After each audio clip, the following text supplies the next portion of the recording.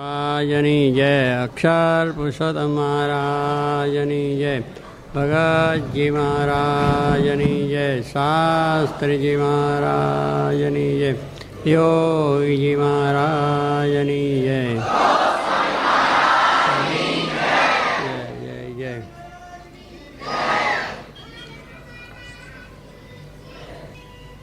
સ્વામિનારાયણ હરે સંવત 1876 પ્રથમ જ્યેષ્ઠ શુદ્ધિ એકાદશીને દિવસ શ્રી ગઢડા મધ્યે દાદા ખાચરના દરબારમાં સ્વામી શ્રી સહજાનંદજી મહારાજ પોતાના ઉતારાને વિશે વિરાજમાન હતા ને સર્વ શ્વેત વસ્ત્ર ધારણ કર્યા હતા ને પોતાના મુખારવંદની આગળ મોટા મોટા સાધુ કેટલાક બેઠા હતા. તેમની આગળ શ્રીજી મહારાજે વાર્તા કરી છે. ક્રોધી, ઈર્ષાવાળો, કપટી ને માની એ 4 પ્રકારના જે મનુષ્ય તે જો હરિભક્ત હોય તો પણ તે સાથે અમારે બને નહીં. શ્રીજી મહારાજ ગઢડામાં બિરાજમાન છે. ક્યાં બિરાજમાન છે જાણ્યું? હે તાલીઓ કરી. હા, મહારાજની વાત પૂછું છું ને તમે તાલીઓ નહીં પાડવાની. આ તો મહારાજ ક્યાં બિરાજમાન છે તમે સાંભળ્યું? ક્યાં બિરાજમાન છે તો વાત કરતા નથી. શ્રીજી મહારાજ પોતાના ઉતારાની અંદર ગઢડામાં બિરાજમાન છે. એનો ઉતારો ભગવાનનો તમે જોયો છે? બધા ગઢડા ગયા હોય એને ક્યાં એ આગળ શ્રીજી મહારાજ અક્ષરોડીમાં હંમેશા બિરાજતા. એ પોતાનો ઉતારો એમાં દરરોજ રહેતા, સૂતા અને બધું રહેવાનું. કારણ કે દાદા ખાચરનો દરબાર તો મોટો હતો પણ મહારાજને માટે ખાસ આ અક્ષરોડી જેને કહી, જ્યાં ભગવાન વિરાજમાન થયા ત્યાં અક્ષરધામ, એટલે મહારાજ ત્યાં રહેતા.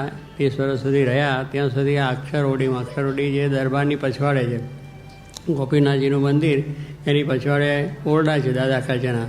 ઉગમના આથમના ઉતરાદા દક્ષિણામાં મંદિર થયું છે અને એ ઉતરાદા દરબારની પછવાડે મહારાજનો ઉતારો છે. એટલે અક્ષરોડી છે જે પહેલાં નાની હતી, એટલે દેશી નરિયાની હતી ને એમાં મહારાજ એક નાની ઓડી જેટલી અત્યારે છે એટલો જ ભાગ તો, પણ તેદાર દેશે અત્યારે પછી શિખર મંદિર પાછળથી આ મંદિરવાળાએ કર્યું છે. એટલે અસલ વસ્તુ છે એમાંથી પેલી મહારાજની એ બધા નીકળી ગયું, પણ આ રહેવાનું સ્થાન એમનું એ હતું. એ ઓરડામાં પોતે બિરાજમાન છે. આપણે બધાને ઓરડા રૂમ હોય છે ને દરેકને, કે અમારો રૂમ, આ પપ્પાનો, આ ફલાનો, આ ઢીકણાનો, બધું અમારો, એમ બધા દરેક પોતપોતાના રૂમ હોય છે. એમ મહારાજ સાક્ષાત પરમાત્મા છે. એમને પણ દાદા ખાચરે ભક્તિભાવપૂર્વક મહારાજને ત્યાં રાખ્યા હતા. હવે ત્યાં શ્રીજી મહારાજ પોતે બિરાજમાન છે અને વાત પોતે કરે છે. પોતે પોતાની રીતે જ વાત કરે, પ્રશ્ન પૂછ્યો નથી. એ પ્રમાણે કે ક્રોધી, ઈર્ષાવાળો, કપટીને માની 4 પ્રકારના માણસો છે. માણસની અંદર ક્રોધે છે, ઈર્ષા છે અને કપટે છે. અને માન તો છે જ. માન તો દરેકને જ આવી જાય છે. દરેક નાના મોટા બધાને પણ થોડું માન તો થઈ જાય. અને માન એ સર્વશ્રેષ્ઠ શત્રુ છે બધામાં રાજા. એમાંથી જ કપટ આવે, ઈર્ષા આવે, ક્રોધ આવે. આ બધી જ વસ્તુ માનમાંથી જ ઉત્પત્તિ થાય છે. અને દેહાભિમાન અને માનને લઈને આપણે બધી રીતના વિક્ષેપ આવે છે, વિઘ્ન આવે છે, ભક્તિ ઓછી થાય, સત્સંગ ઓછો થાય, અવગુણ આવે, અભાવ આવે, એકબીજાના પ્રત્યેનો રાગ દ્વેષ થાય. એ બધું થયા જ કરે છે. સંસારની અંદર પણ જો કોઈનો આગળ ધંધો વધતો હોય તો પહેલાં ઈર્ષા આવે કે મારું હું નાનો, મારી પ્રતિષ્ઠા નહીં વધે, એની વચ્ચે આ માન. એટલે એમાંથી પછી ઈર્ષાના રૂપમાં એનો ધંધો કેમ બગડે, એને કેમ હેરાન થાય, કેમ મુશ્કેલી થાય.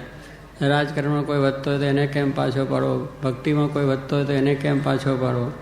એક માન છે કે મારાથી કોઈ મોટો થવો જોઈએ નહીં, મારાથી કોઈ વધવો ન જોઈએ. એ આ બધી વસ્તુ છે.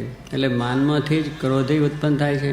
માન જરા ખંડિત થયો એટલે પછી તરત ઊભો થઈ ગયા અને 2-4 જમાડી દે, અને કાં તલવાર હોય તો એકબીજાનું માથું ઓડાડી દે. પણ એ ક્રોધ આવ્યો એક દેહાભિમાન લઈને, અને એને લઈને આપણે આ વસ્તુ બને છે. અને પછી ક્રોધ કરીને જો માણસને કંઈ બીજી રીતે ના કરે તો ઈર્ષા રૂપે પછી ચાલે. એને કંઈ હેરાન કરવું, નુકસાન કરવું, એ તે કરવું. અને ખેડૂતો હોય છે તો પોતાને એકબીજાને ઈર્ષા હોય તેના ખેતરની કપાસ વાળી નાખે, ઘાસ વાળી, એનું પેલું વાવેલું બાજરો બધું કાપી નાખે. અગર તો એના ઘરમાં આગ મૂકે, આવું પણ બધું થાય છે. અત્યારે બધું ચાલે છે, આપણે જોઈએ છે દુનિયાની અંદર આ બધી વસ્તુ ચાલે છે. તો સ્વામી કહે છે એવું સત્સંગની અંદર પણ આપણને થાય કે કોઈ સારી સેવા, સારી ભક્તિ, સારો સત્સંગ બીજું બધું કરતા હોય તેને મળે. પણ મહારાજ કોઈ ઈર્ષા કરવી તો નારદ જણા જેવી કરવી. નારદ મુનિને તુમરું, બે જણા મામા ભાઈના દીકરા હતા.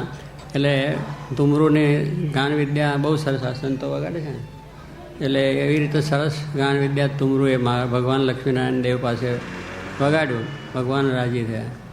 નારદજી વગાડ્યું એટલે નારદજી ઉપર રાજી ન થયા, એટલે એમને ઈર્ષા આવી કે ભગવાન નારદજીને એમ થયું કે મારા કરતાં આ ક્યાં એને મહારાજે, કારણ કે હું સારું વગાડી જાણું છું અને આને ભગવાન રાજી થયા.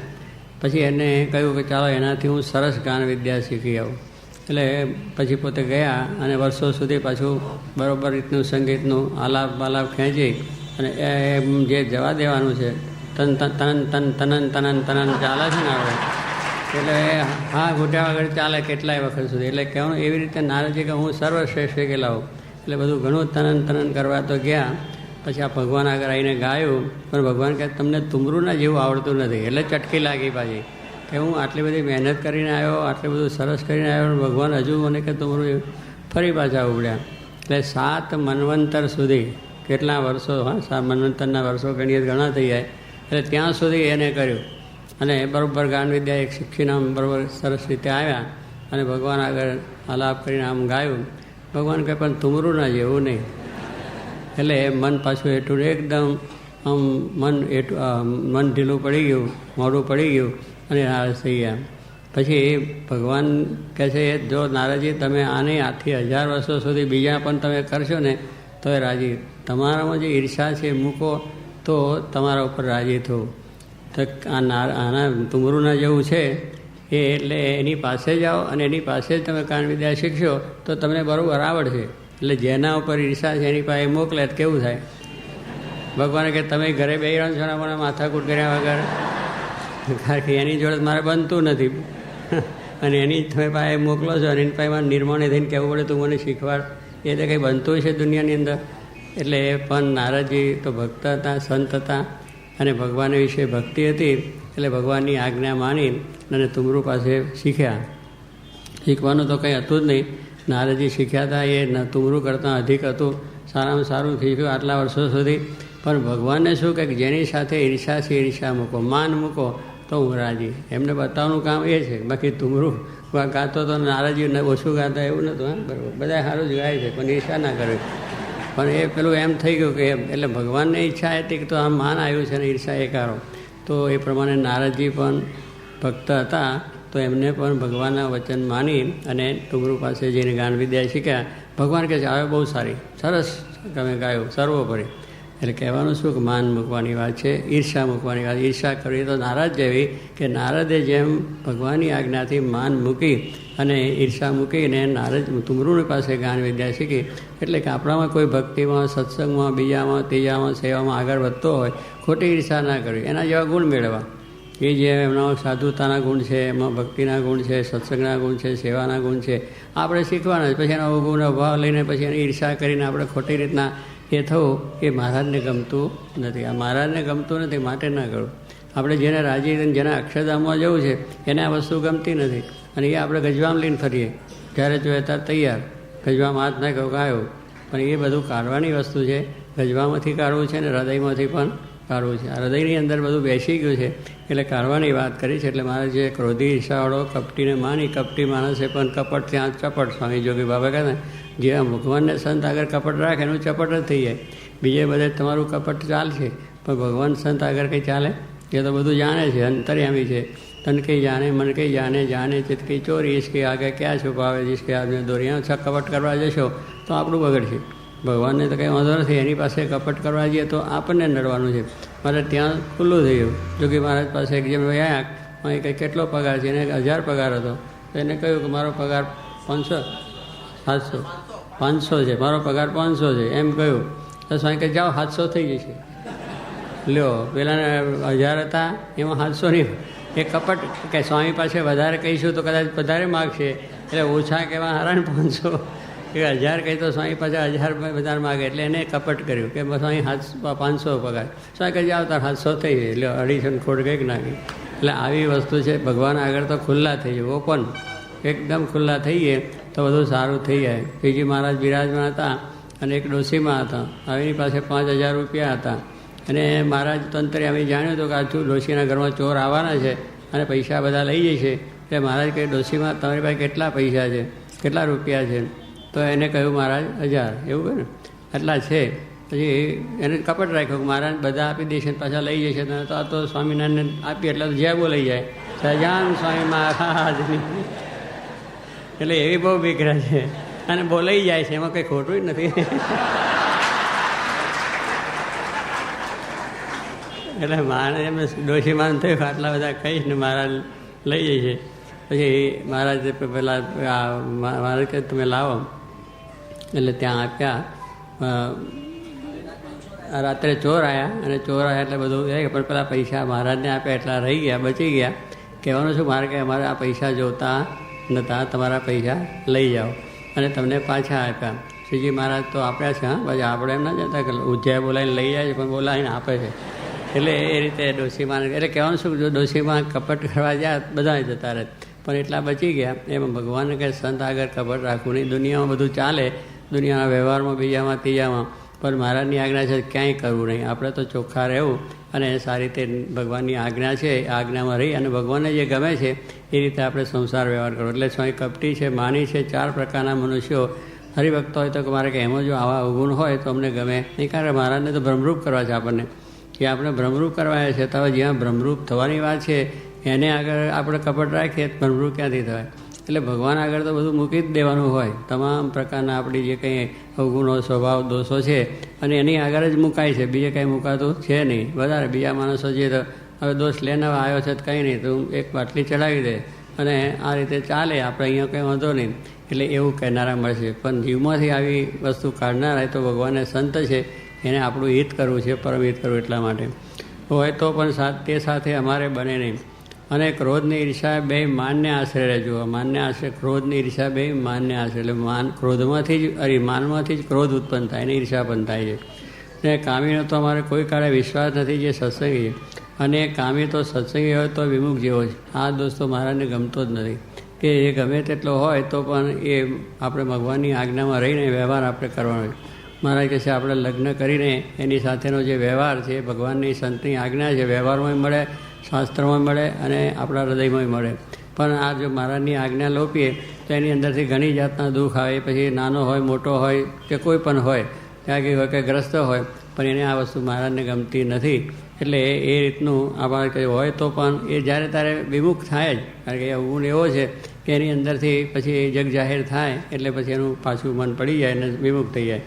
અને જેને પંચવર્તમાનમાં કોઈ વાતે ખોટ ન હોય અને ગમે તેવા વચનના ભીડામાં લઈએ અને તેનું ગમતું મુકાવીને અમારા ગમતામાં રાખીએ તો પણ કોઈ રીતે દેહ પર્યંત પૂજાય નહીં, એવો હોય તે પાકો સત્સંગી છે.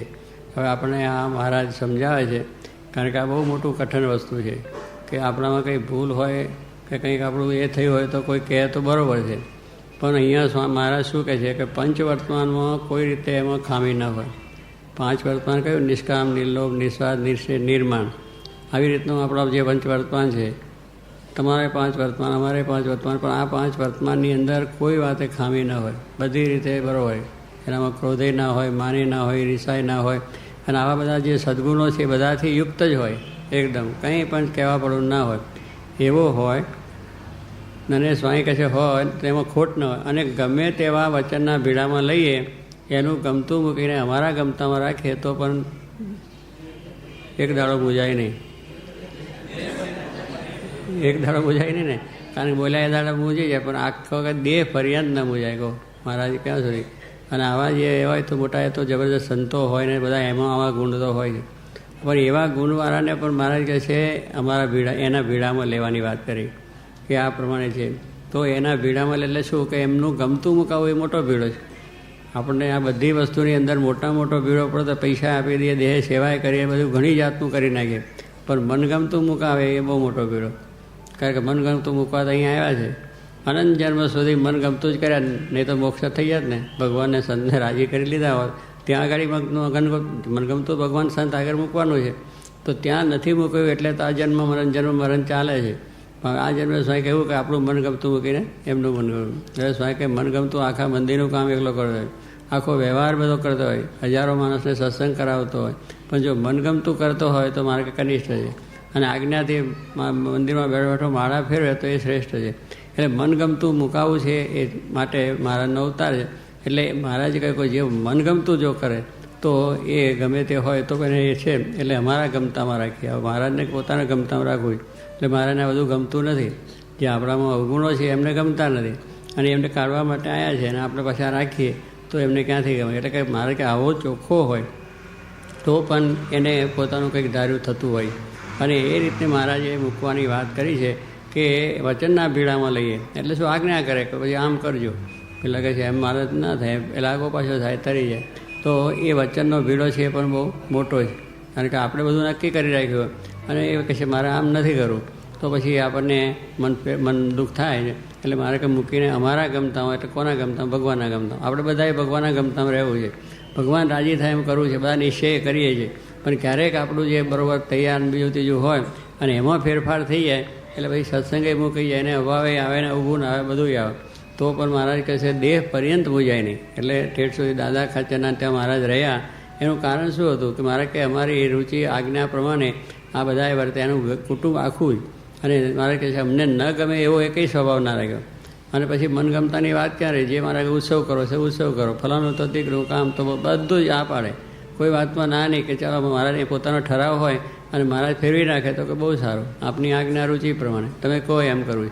એવી રીતના દાદા ખાચરની ભક્તિ હતી. તો મારે કે અમે એનો સ્વભાવ જોઈને, આવા વિચાર જોઈને અમે ત્યાં રહ્યા છે કે અમને ન ગમે એવો એકેય સ્વભાવ રાખ્યો નથી. અને દેહ પર્યંત સેવા કરી પાછી. દરેક વખત મહારાજ જ્યાં સુધી રહ્યા ત્યાં સુધી પોતે એવી ભગવાન રાજી થાય એવી જ ભક્તિ કરી. તાર ભગવાન ત્યાં રહ્યા. અને ગઢલું મારું ને હું ગઢડાનો, એમ મારે કે આ ગઢલું છે મારું છે, હું ગઢડાનો છું, એ સાથી થયું દાદા ખાચાના કુટુંબની ભક્તિથી. એટલે કે દેહ પર્યંત મોજાય નહીં એવો હોય તે પાકો સત્સંગી છે. અને એવા હરિભક્તો ઉપર અમારે વગર કર્યું એ જ થાય છે. મારા તાપો મારો, મારે મારવાનું નહીં હોય, એની મેં તો ઉમળકો આવી જાય. ઉમળકો આવી જાય એટલે આ ઉમળકો દાદા ખાચર પર આવી ગયો છે. મુક્તાનંદ સ્વામી બધા સંતો આપણા હતા એમના ઉપર આવી ગયો. હરિભક્તો કેટલા બધા જે પર્વતભાઈજીના ભાઈ એવા ઘણા ઘણા ભક્તો થયા છે. અને એ થઈ ગયો અને આ પ્રમાણે બધા ભક્તો ઉપર રાજી થાય. એટલે વગર કર્યું એ જ થઈ જાય. આપ જો સ્વામી કે આવું હોય ને એટલે એવા હરિભક્તો પર વગર કર્યું અમારે એ જ થઈ જાય. અને એવા ગુણ ન હોય તો હેત કરવા જઈએ તો પણ થાય નહીં. એના ગુણમાં આવું જો ના હોય તો હેત કરવા જાય નહીં. પછી એનો કંઈ તિરસ્કાર કરતા નથી, એને કાઢી મૂકતા નથી, પણ એની મેતે જ મૂજાઈને પાછો પડી જાય. ભગવાનને સંત છે એ તો કોઈ કરતા નથી, પણ પોતે પોતાના સ્વભાવથી જ માણસ પાછા પડી જાય છે. અને એ રીતે થાય છે, કારણ કે એને પોતાની રીતે જ કરવું છે. તો સ્વાઈ કંઈ એવા ગુણ ન હોય તો ભગવાન એના ઉપર ઉમળકો કરવા જાય ને તોય થાય નહીં, એ એની પ્રેમ થઈ રહે છે. એટલે આપણામાં જો આવા સારા ગુણ છે તો ભગવાનનું વગર કરવું એ જ છે. એને કહેવું નહીં પડે, કરવું નહીં પડે. ભગવાન સહેજે જ આપણી ખબર પણ રાખે છે. અને અમારી તો એ જ પ્રકૃતિ છે જેના હૃદયમાં ભગવાનની એવી પરિપૂર્ણ ભક્તિ હોય તે ઉપર જ હેત થાય છે. જો મારે કે અમારી પ્રકૃતિ એવી છે કે જેની અંદર આવા ભગવાનની પરિપૂર્ણ ભક્તિ, ભક્તિ એટલે મહિમા એ સહિત ભક્તિ, પાછી ભક્તિ એટલે લુખી ભક્તિ નહીં. કારણ કે ભક્તિ કરતા હોય પણ હૃદયમાં જે મહિમા હોય એવો ન હોય. એટલે મારે કહે છે ભક્તિ કરવી તે શું? મહાત્મા જ્ઞાન યુગ ભૂરી સ્નેહો, કે મહાત્મા જ્ઞાને સહિત ઘણો જે સ્નેહ એનું નામ ભક્તિ. એટલે એ ભગવાન જેમ રાજી થાય એમ જ વસ્તુ થાય. મહિમા, ભગવાનનો મહિમાના જ ભક્તિ ના થાય. તમારે એકબીજાને આપણે એ જ થાય છે, પણ એનું કંઈક આપણા કરતાં વિશેષતા દેખાય તો આપણે એની જોડે એ જ થાય. આ દુનિયાની અંદર પણ તમે જુઓ કંઈક આપણા કરતાં વધારે એનામાં સારા સદગુણ હોય કે કંઈ બીજું તો હોય તો આપણે એને વિશે પ્રેમ થાય. એમ ભગવાનને વિશે પણ અનંત ગુણ રહ્યા છે અને સર્વ પ્રકારે નિર્દોષ છે, અનંત કોટી બ્રહ્માના રાજાધીરા છે. આવો જે મહિમા છે તો આપણને એને વિશે ભક્તિ આવી સરસ ને પરિપૂર્ણ ભક્તિ થાય અને આપણું કલ્યાણ થઈ જાય. આ લોકની અંદર પણ આ કોઈ મોટા રાષ્ટ્રપતિ આવ્યા હોય, હવે અહીંયા આપણે ના ઓળખતા હોય અને કંઈ એ ના હોય તો અહીં આવે તો એમાંથી કોઈ આગો પાછો ના થાય કે આવો બે હોય એવું નહીં, આમ જોઈએ ને આમ જોઈએ. કારણ કે આવશે ને બેસે. પણ હવે રાષ્ટ્રપતિ આવે છે જાણીએ ને એને ઓળખીએ છીએ કે આપણા દેશનો એક વડો છે, આ આપણા રાષ્ટ્રના, અને અહીં આવે છે તો અમે મળવા જઈએ કે ના જઈએ. આમાં જે મળીએ સેકન્ડ કરીએ, વેલકમ, પધારો પધારો પધારો, બધું આગું પાછું કરી દઈએ, અહીંયા બધી સોફા બોફા ગોઠવી દઈએ અને પાછું સન્માન કરીને બધું કરીએ. કારણ કે આપણે એક મહિમા સમજ્યા કે આપણા દેશનો એક વડો માણસ છે, એટલે એવો મહિમા છે કે આવા સામાન્ય માણસનું તો કેટલું આગું પાછું, અને આપણે ત્યાં પધારવાના હોય તો કેટલું કરી નાખીએ, લાખો રૂપિયાનો ખર્ચો. એક શહેરમાં આવે છે તો કેટલી બધા રોડ ને રસ્તા અને બીજું ત્રીજું થઈ જાય. આપણે ઘણી માથાકૂટ કરીએ તો કોઈ કરતા નહીં, પણ રાષ્ટ્રપતિ આવવાના હોય ત્યારે ખર્ચો કરી જ નાખે. એમાં કારણ કે દેશનો વડો જાય. આપણા સમયમાં આવ્યા હતા જેલથી, કેટલું કરી નાખ્યું બધું. હવે કહેવાનું છે મહિમા છે. એટલે આપણને આવો મોટો માણસ આવે એટલે એને એલો વાગવો ના જોઈએ, રોડમાં કંઈ જાતની તકલીફ ના થવી જોઈએ. અરે અમારે એક પગથિયું જરા હતું તેનું પાછું ફેરફાર કરાયો કે આ હાર્ટ એટેકવાળા છે એટલે એને આવું પગથિયું જોઈએ. એટલે મેં બરાબર છે, આ તો કહેવાનું છે, પણ એમ કે એવા માણસની બધી ખબર રાખે, કેટલી સિક્યોરિટી, કેટલા માણસો, કેટલીક હા જોઈએ, થાંભલા હલાવી જોઈએ, ફલાણું જોઈએ. પણ કહેવાનું છે કે એટલા મોટો માણસ છે એટલે એની બધી ખબર રાખવી જોઈએ, દેશના માટે સિક્યોરિટી રાખવી જોઈએ, બધું રાખવી. એનું કારણ શું મહિમા છે. તો પછી ભગવાનનો તો એથી મળે છે. એવા કેટલાય અનંત કોટી બધા રાષ્ટ્રપતિ હોય ને બધા હોય તો એના રાજા છે. તો પણ એવો મહિમા આપણે સમજાય નહીં, એટલે જેમ જેમ ચાલે એટલે ભગવાન આગળ પણ એવી મર્યાદા રાખવી જોઈએ. હવે એમનું માન, એમનો મહિમા છે એવો યથાર્થ સમજાય, એવી પૂર્ણ ભક્તિ થાય તો મારે કહે છે અમારે તે ઉપર સહેજે જે થાય છે અને અમારો રાજીપો થઈ જાય છે. ઇતિ વચનામૃતમ. આ રીતે આ વચનામાં જોગી મહારાજ બહુ જ બોલતા, મોઢે જ બોલતા, અને ઘણા પ્રસંગોએ પણ કંઈક હોય આ વચનાવતમાં આવતું હતું. એવું પ્રસાદીનું વચનાવત છે. તો આપણને પણ એવું વચનાવત સિદ્ધ થાય એ પ્રાર્થના.